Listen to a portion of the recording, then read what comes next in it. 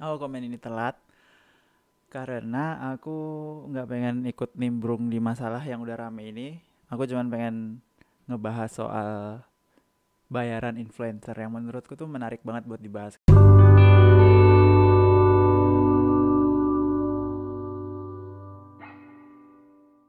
Karena kemarin minggu-minggu lalu, 2 minggu yang lalu itu rame banget, orang ngomongin Rachel V-nya dan kaburnya dia dari apa segala macamnya itu, tapi ujung-ujungnya banyak banget yang nyenggol dia di bayaran dia sebagai influencer itu mahal banget. Dan bayarannya dia itu aku nggak tahu itu bener apa enggak, red card yang disebarin orang-orang itu. Cuman aku pengen ngasih tahu hal yang menarik aja sih. eh Kamu tuh berhak loh untuk ngasih harga kayak misalnya aku nih, Nero, follower Instagramnya berapa gitu, cuman 300-an. Terus aku open PP 80 juta sekali post story kayak gitu. Aku berhak ngepost kayak gitu. Cuman apakah ada orang yang mau beli jasaku itu? Apa ada orang yang mau beli slotnya gitu kan? Apa ada yang mau make aku sebagai influencernya? Ya mungkin ada ya, aku juga nggak tahu, mungkin orang gila atau gimana, atau tapi yang menarik dari Rachel V-nya ini, slotnya dia itu selalu keisi penuh.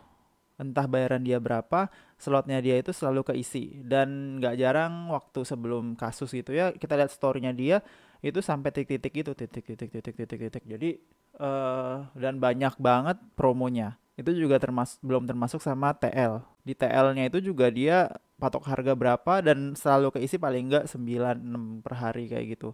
Dan mayoritas itu isinya juga bukan promo pribadinya dia, tapi apa, bukan post pribadinya dia, tapi banyak kan juga iklan isinya dibandingin sama post pribadinya dia. Dan ya itu yang aku pengen bilang ke kalian, kalau ternyata itu harganya kalian itu bukan kalian yang menentukan, tapi pasar. Mau kalian tentuin semurah apapun, semahal apapun, itu bukan kehendak kalian, itu kehendak pasar.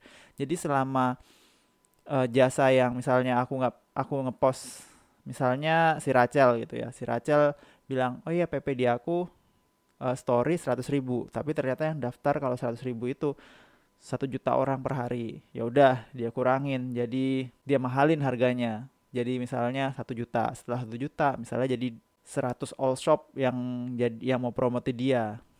Udah 100 all shop yang mau promote dia ngerasa kayak masih spam lah kalau 100 gitu. Ya dia naikin lagi harganya jadi misalnya 5 juta. Setelah 5 juta ternyata ada 50 atau mungkin 30 all shop dan dia ngerasa masih spam. Dia pengen di angka 20 story per hari untuk iklan. Ya udah, akhirnya dia naikin harga misalnya 7,5 atau 10 juta ya, kayak gitu. Itu cuman permainan permainan MC dan MR, berapa yang bisa dia supply per hari dan berapa yang bisa dibayarin orang.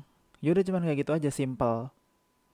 Gak ada yang marahin kamu, gak ada yang nyalahin kamu kalau kamu buka 100 juta per pos. Cuman kan gak bakal ada yang mau gitu kan. Kalau aku atau kayak orang-orang biasa gitu kan jarang ada yang mau untuk bayar kayak gitu. Aslinya ya terserah kalian. Misalnya kalian buka pet promote juga, kalaupun harganya cuma 1.000 perak gitu ya.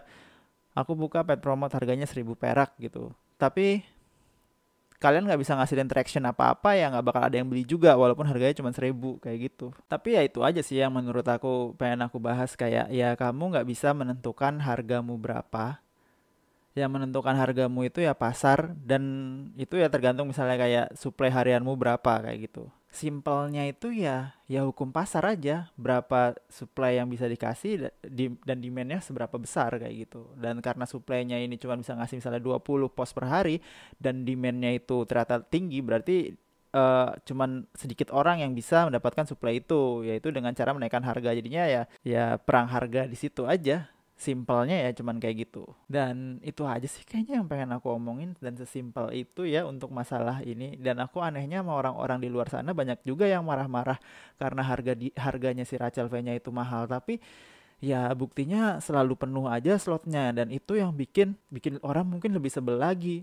Kayak dia tuh nggak cantik, dia tuh nggak apa. We don't know apa yang dia sajiin yang bikin tractionnya kayak gitu, atau mungkin investment yang udah dia lakuin dari dulu, kayak mungkin udah jadul banget gitu ya, dari kecil, dari eh, tahun-tahun jadul gitu dia rela ngepost tiap hari berapa story dan berapa post tanpa ada bayaran apa-apa, sampai suatu saat ada orang yang mau PP ke dia.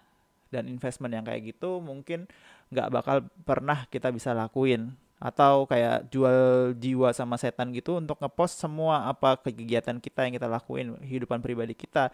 Jadi kita nggak punya privacy lagi. Itu yang aku lihat dari dia sih. Apa yang dia hadepin itu ya emang orang yang nggak punya privacy lagi. Dan aku nggak mau dibayar $1 juta juga atau berapapun untuk ngejual privacy hidupku dan nggak punya rahasia apa-apa dalam hidup gitu. Semua orang bisa ngestalk terus tiba-tiba jadi detektif sendiri bilang tanggal segini dia di sini, tanggal segini segini, berarti dia tuh A B C misalnya kayak gitu. Aku pengen hidupku tuh lebih tenang daripada itu karena hidup ini cuma sekali. Kalau kamu pakai buat cuma ngejar duit doang yang kamu nggak bakal bisa habis kamu pakai di 7 keturunan, 8 keturunan atau infinity keturunan karena menurut aku uangnya udah banyak banget, 4%-nya tuh pasti banyak banget ya. Kenapa aku harus jual jiwa kayak gitu? Aku nggak butuh uang sebanyak itu juga. Segitu aja dari aku. Bye bye.